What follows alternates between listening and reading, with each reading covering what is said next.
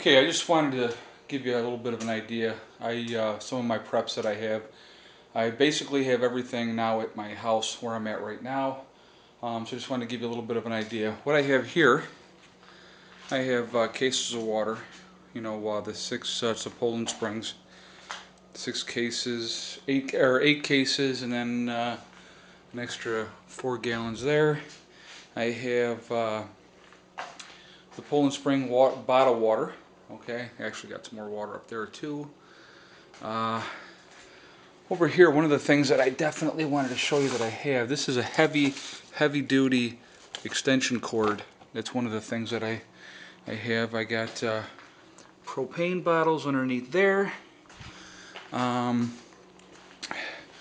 keep over here, if you'll be able to see that underneath there, I have 40 gallons of gas that I keep on hand at all times, because I also have, you can see behind the bicycle, let me just kind of pull that out of the way, you can see that, 5,500 watt generator.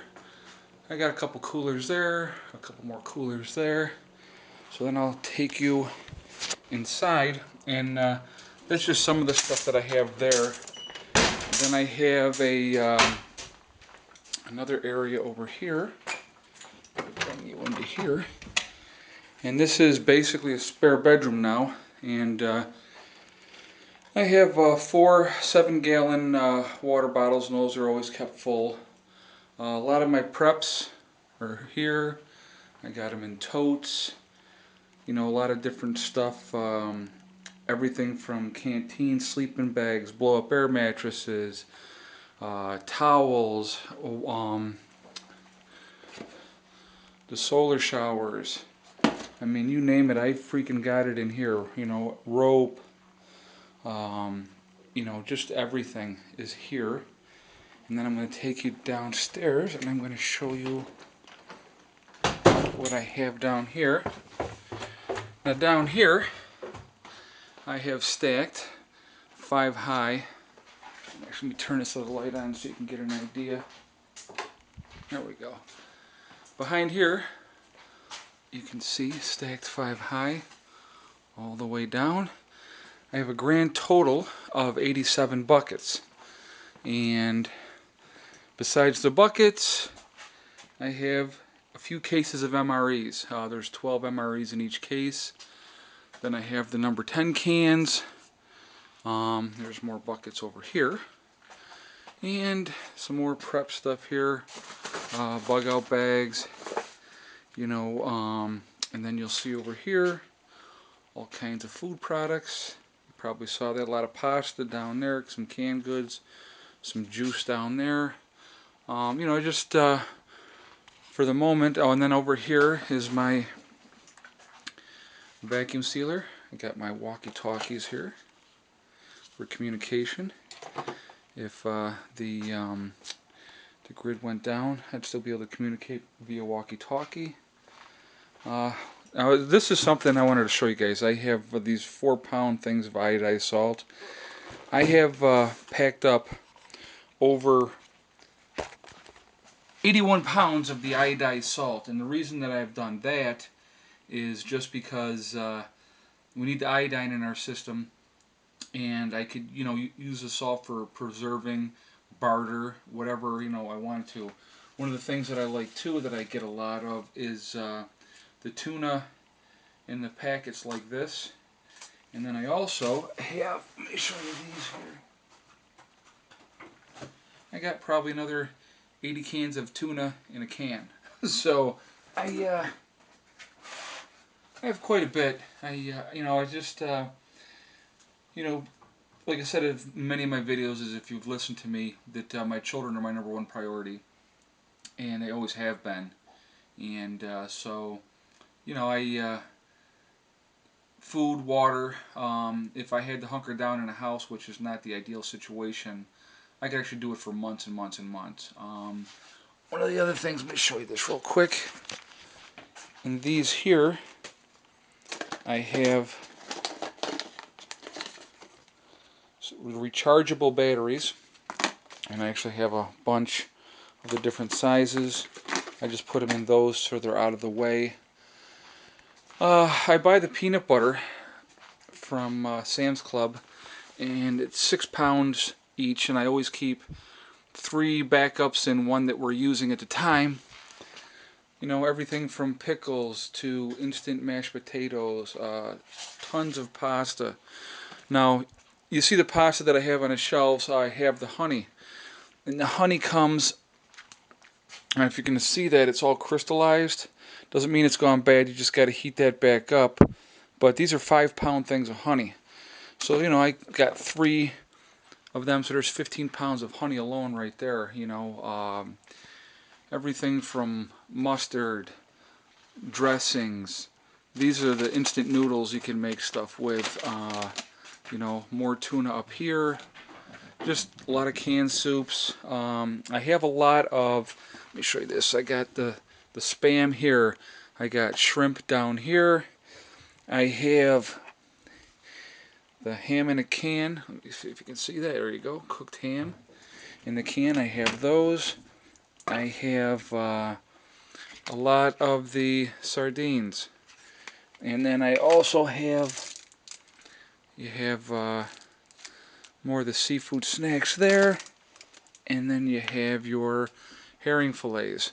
So a lot of stuff that way. Trying to have some, you know, meat available in the cans. You know, I have the pineapple slices over there.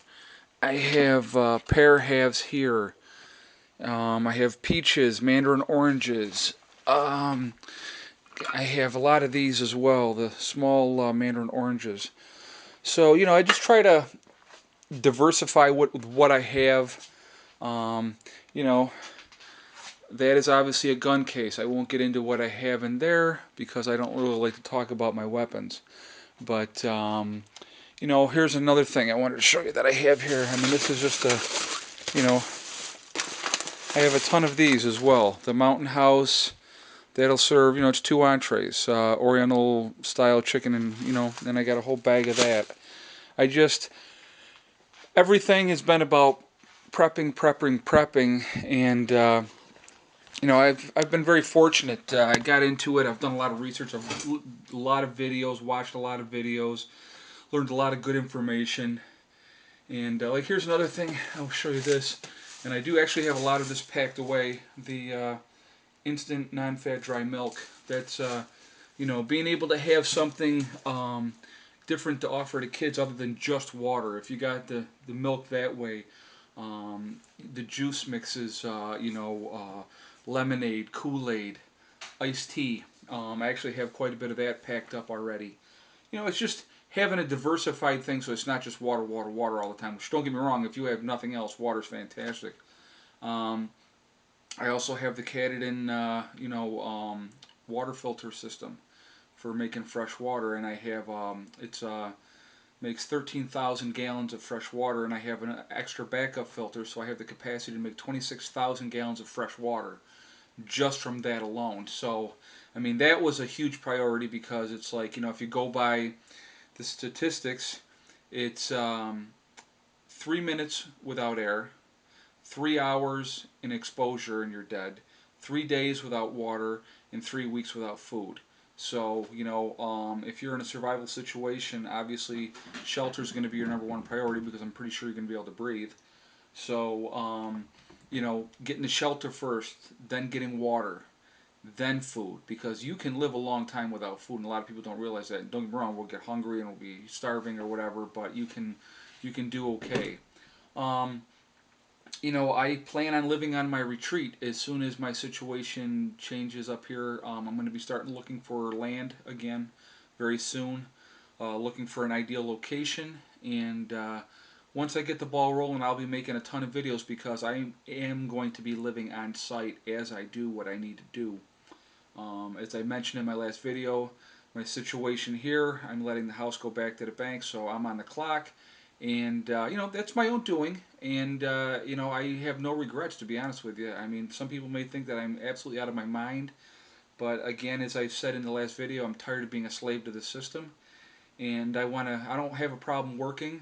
And, but I'm tired of giving my money to somebody else all the time. I would like to keep some of it in my own pocket and be able to take care of my kids the way I think that they deserve to be taken care of. But I will also tell you this: my kids will have a very good work ethic as well. So they will be working, so they have chores and stuff now. So, but like I said, it's just I want to give you a quick idea of what I have here. At the house. I have hand cranked radios, hand cranked flashlights. I got a lot of stuff. And it's accumulated over a couple of years.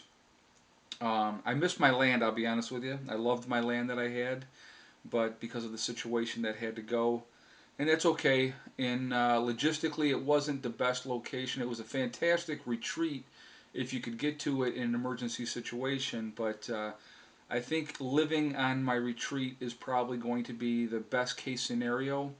I definitely do not plan on being in suburbia. I'm going to be out in the country, and I plan on being isolated in that aspect where I'm not going to have neighbors right up my butt, which is what I'm looking for. And I find, I'm going to tell you, that people in the country are more friendly. They're more willing to help people. Where the city, everybody is just, and suburbia, they're just out for themselves for the most part. I'm not going to say all people are bad in suburbia. I've had some really good neighbors and, been very fortunate in that aspect. But I find that in the country, people have a friendlier disposition. So that's it for now. Prepper Nurse 1 out for now, and thanks for listening.